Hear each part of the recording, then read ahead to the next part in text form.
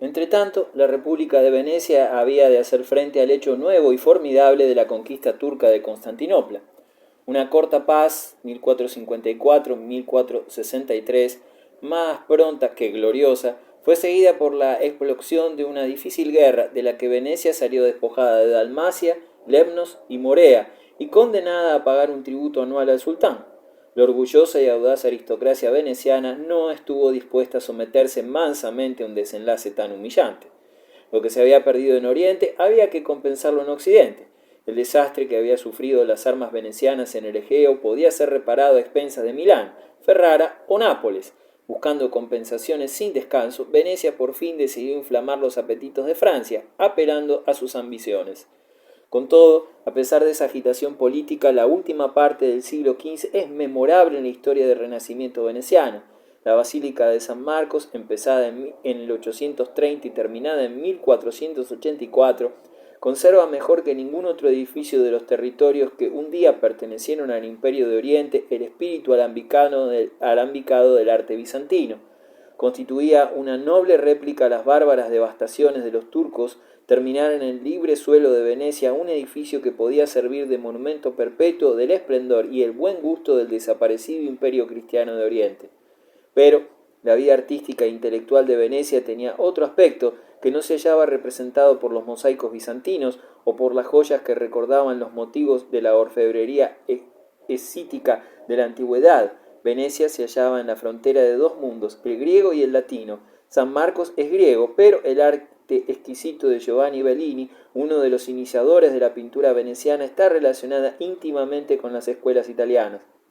La invención de la imprenta, que en el norte estaba destinada a difundir la fogosa prosa de Lutero a lo largo y ancho de Alemania, fue utilizada de manera notable por la raza italiana para impulsar los estudios clásicos. El héroe de la imprenta italiana fue Aldo Manuzio, 1449-1514, crítico gramático, historiador de la literatura, moralista, el fundador de la prensa aldina en Venecia.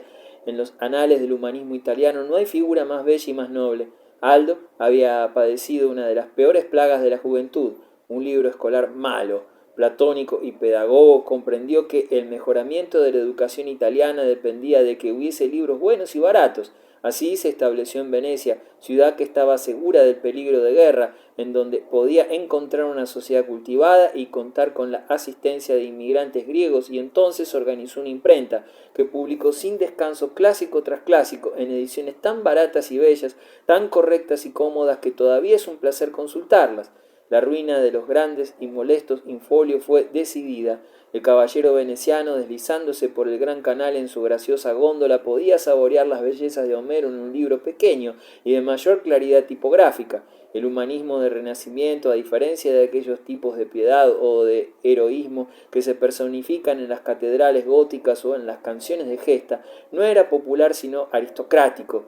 El mensaje del humanismo se dirigía a los escogidos. El espíritu de un pueblo nunca será conmovido excesivamente por la religión del artista o del erudito. La filosofía, la erudición, el examen crítico de los textos, la persecución apasionada del arte por el arte, son actividades que siempre quedarán confinadas a una pequeña minoría intelectual del género humano.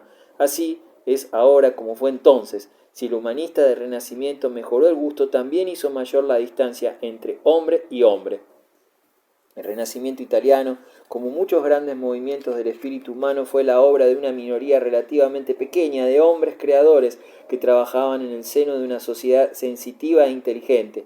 Lo que realizaron había sido imposible sin la animada vida de corte de Italia, el patronato de la Iglesia o el extendido apetito italiano de goces para la vida y para el oído. En ningún otro país de Europa se habrían cerrado las tiendas cuando un poeta popular recitaba sus versos, o se hubiera permitido a la virtuosidad de un artista lograr el indulto de un asesino. Solo en Italia se esperaba de un noble que fuese capaz de componer un soneto, apreciar una pintura o leer a los clásicos. Por comparación, los franceses, hasta que Francisco I mejoró la cosa, eran bárbaros, dedicados a las batallas, a los torneos o la caza. No significa esto que la vida italiana, a pesar de toda su civilidad, fuese cómoda o segura. En el país no había normalidad. Todo hombre iba armado para prevenirse de los odios salvajes de sus vecinos. Todo palacio, por mucho que brillara por sus mármoles y sus pinturas, era una fortaleza, fría como la tumba en invierno y con pocas de las comodidades que hasta el más modesto propietario exige como cosa normal hoy en Putney o en Islington. La autobiografía de Benvenuto Cellini, 1500-1571, pinta una sociedad en la que crímenes sangrientos y actos de atroz crueldad y traición eran demasiado corrientes para que nadie se fijase en ellos seriamente. Tal era el temperamento italiano, tan pronto para la ira y la venganza, cruel como sensible a los más sutiles encantos de la forma y de la música. Las belicosas aristocracias de más allá de los Alpes derivaron un nuevo tipo de intereses de este florecimiento del talento en Italia. Los nobles transalpinos, modificada su rusticidad por sus viajes por Italia, se dedicaron también a proteger el arte y las letras. El abismo que separaba en la sociedad medieval al clérigo letrado del hombre de guerra analfabeto comenzó a colmarse. Hasta para los nobles se puso de moda antes de terminar el siglo XV el frecuentar las universidades, hojear libros y tener casas lujosas. No había, por ejemplo, en la Inglaterra de las guerras de las dos rosas, otra figura más generalmente detestada que la de Juan Tiptoft, conde de Worcester, 1427-1470, el instrumento, ya que tenía el cargo de condestable, de las terribles venganzas del rey Eduardo IV. Era conocido como el verdugo de Inglaterra y como el feroz ejecutor y decapitador de hombres, pero su crueldad se mezclaba a la manera italiana, con un alto grado de cultura. Pocos latinistas en la isla eran más cumplidos que este aristócrata sin piedad, que había sido educado en Balliol y que había luego frecuentado los humanistas de Padua y vaciado las librerías de Florencia. Tiptoft era un persecutor. Una larga serie de ingleses italianizados siguió sus pasos. Demonios encarnados, como se les solía llamar en los días de la reina Isabel, pero que de su aprendizaje italiano había sacado junto con muchos venenos mortales un nivel de gustos, de conocimientos y experiencia que enriquecieron permanentemente la cultura de su país. La Italia del Renacimiento legó a Europa dos ideas destinadas a ejercer una durable influencia en la esfera de la política y de la educación. La primera, la del político puro, se hallaba en el Príncipe de Maquiavelo, escrito en 1513, y la segunda en la del caballero erudito en el Cortesano de Castiglione, compuesto 3 años después. Maquiavelo era un diplomático florentino y un patriota italiano que empleó los involuntarios ocios del destierro en pintar el tipo del príncipe más adecuado para librar al suelo de Italia de la profanadora presencia de los invasores bárbaros y para restaurar las glorias de la antigua Roma. Lo que llama la atención de este brillante tratado es su objetividad. El príncipe es un artista de la política de poder que utiliza sin escrúpulos ni remordimientos cuantas medidas de fuerza o cuantos fraudes pueden permitirle consolidar o extender sus conquistas. Un realista que ve la vida a través de un cristal transparente, estudiando de cerca las fuerzas contemporáneas y que no espera de la vida más de lo que ella puede dar. El príncipe de Maquiavelo estaba muy lejos de las santas apariciones que figuraban en los manuales de los hombres de iglesia medievales. La desnuda doctrina de la política de poder, escrita sin disfraz ni reserva, pero representando lo que en realidad era la práctica de la época, produjo un choque en la opinión pública. El mundo no estaba acostumbrado más que a tratados políticos en los que no había sino moralidad o religión. Que su héroe fuese César Borgia, el sobrino de Alejandro VI, un papa asesino, y él mismo, a pesar de haber realizado brillantes acciones personales, bien conocido por sus éxitos en el asesinato y en la traición, no hacía sino añadir al reto que significaba el libro una nueva nota de audacia. Igualmente característico del espíritu italiano de la época, el cortegiano, o sea, el cortesano, del conde Baltasar Castiglione, el autor que había recibido la impresión de la corte italiana altamente cultivada del duque Guidobaldo de Urbino, trazó un cuadro del cortesano ideal que obtuvo gran popularidad en Europa. El cortesano debe ser educado no solo en la escuela de la corte, sino también en el campo de batalla. Debe ser un hombre de armas y un deportista, un atleta y un intelectual, un virtuoso en las artes y un ciudadano del mundo, con grandes lecturas en griego, latín e italiano, con algunos conocimientos prácticos de dibujo y de música y un dominio superficial, pero que parezca no requerir esfuerzo, de todas las gracias y cualidades elegantes de la época. Tal concepto de la educación estaba de acuerdo con la manera de ser de la época. El cortesiano fue traducido a muchas lenguas extranjeras. La idea de Milton de una educación que hiciese al hombre apto para cumplir con exactitud, pericia y magnanimidad todas las funciones, a la vez públicas y privadas, de la paz y de la guerra, se debe a la deliciosa versión inglesa, 1561, de dicha obra. Para el mundo griego ortodoxo, viviese bajo el dominio del sultán o del zar, este pródigo desbordamiento del genio italiano careció de significado. El Renacimiento italiano no representó nada para los rusos o para los turcos, excepto las pocas y dispersas cosas que fueron tomadas de aquel: un retrato veneciano en el Serrallo de Constantinopla, el Kremlin de Moscú tomado de Milán, y algunos hábiles retoques en Agra y Delhi. La influencia de la inteligencia y del gusto italiano se redujo a los límites de la cristiandad latina. Rusia era un mundo aparte, y hasta el siglo XVIII no constituyó un factor con el que hubiese que contar en la política europea.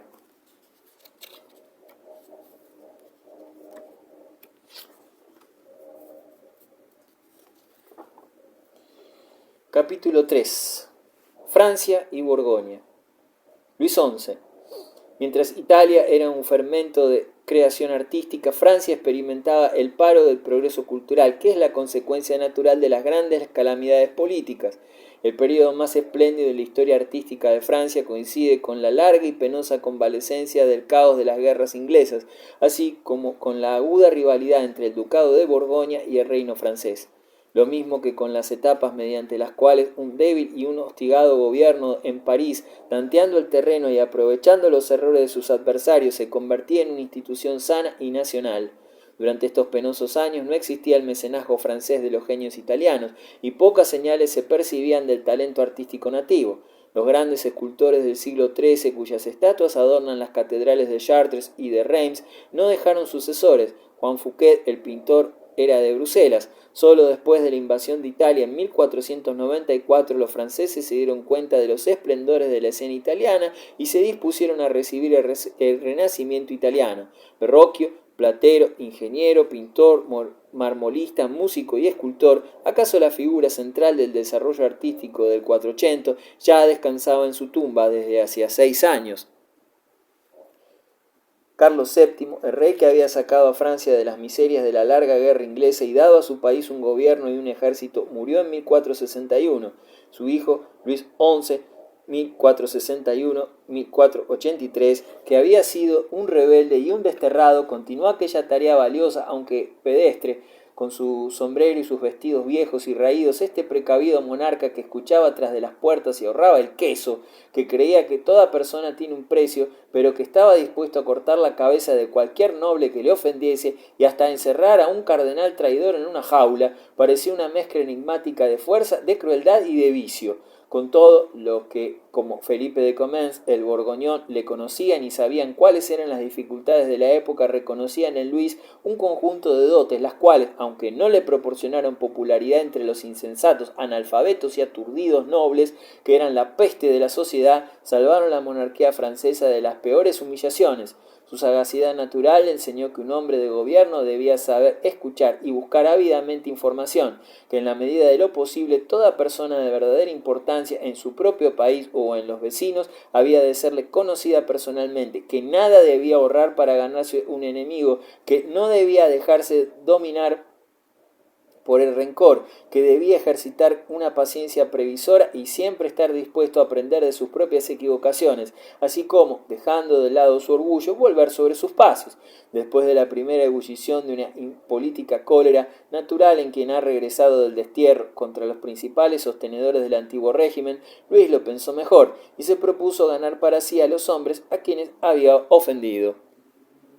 En momentos de crisis difíciles mostró más de una vez valor y habilidad. Poco después de su subida al trono tuvo que hacer frente a una formidable coalición de nobles descontentos, 1465, los que formaban lo que se llamaba la Liga del Bien Público, dirigidos por Carlos, conde de Charolois, temerario, heredero del ducado de Borgoña, los que apoyaban el duque de Berry, su propio hermano, y el duque de Bretaña. Las fuerzas enemigas se hallaban en los arrabales de París. La lealtad de la capital se tambaleaba. Cualquier error podía causar la ruina del impopular joven. Por tanto tiempo, un extranjero, que había expulsado de sus puestos a los consejeros de su padre y se había rodeado de una camarilla de su propia elección. Pero Luis no dio nunca un paso en falso. Lanzándose sobre París con una fuerza poderosa, hizo pasar a su partido sus contrarios con una prudente clemencia. Con París detrás de él, pudo ocuparse de los mal disciplinados enemigos, evitando una contienda general, hostigándolos con escaramuzas hasta que les obligó a desear la paz. Si para obtener un respiro durante el cual consiguió sembrar el germen de la discordia entre sus enemigos, Luis les concedió condiciones, tratado de Conflans, que eran excesivamente generosas para que resultasen compatibles a la larga con el bienestar de Francia, tal cosa formaba parte también de su astucia de serpiente.